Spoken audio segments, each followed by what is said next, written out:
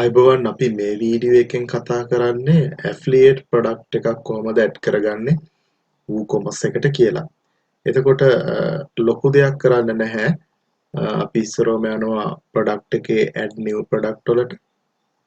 මෙන්න මේ විදිහට මම product A කියලා දාගන්න.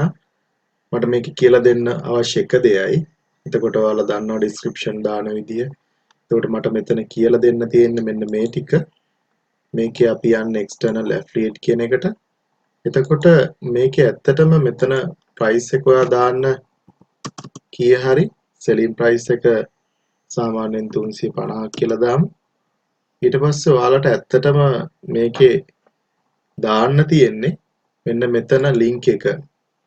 එතකොට මම මෙන්න මෙතන AliExpress එකේ sticker එකක් අරගෙන මම link එක දාන්න හදනවා මෙතෙන්ට.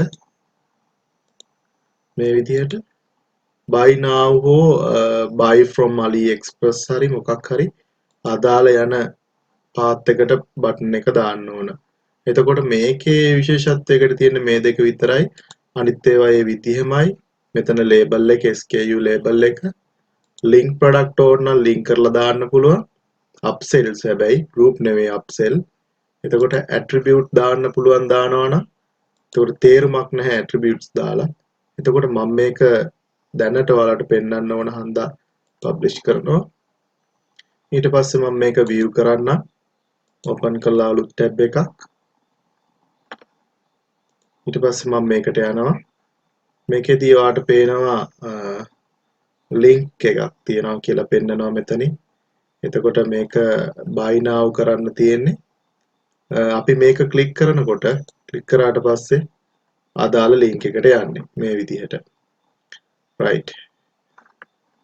එතකොට අපි කතා කරේ affiliate product සම්බන්ධයෙන්. එතකොට ගොඩක් කලාවට මොනා හරි කාගේ හරි product ටිකක් විකුණන්න shop එකක් හදනවා නම් මේ වගේ එකක් හොඳයි. එතකොට ගොඩක් කලාවට තමන්ගෙන් business එකක් කරනවා නම් ඇත්තටම WooCommerce පාවිච්චි කරන්න affiliate වලට ගොඩක් කලාවට මේක අර structures නිසා structure එකක් ආකෘතියක් නිසා affiliate කරන්න ටිකක් අමාරුයි මේ ක්‍රමයට. right. හරි. අපි ඊළඟට shipping සම්බන්ධයෙන් කතා කරනවා.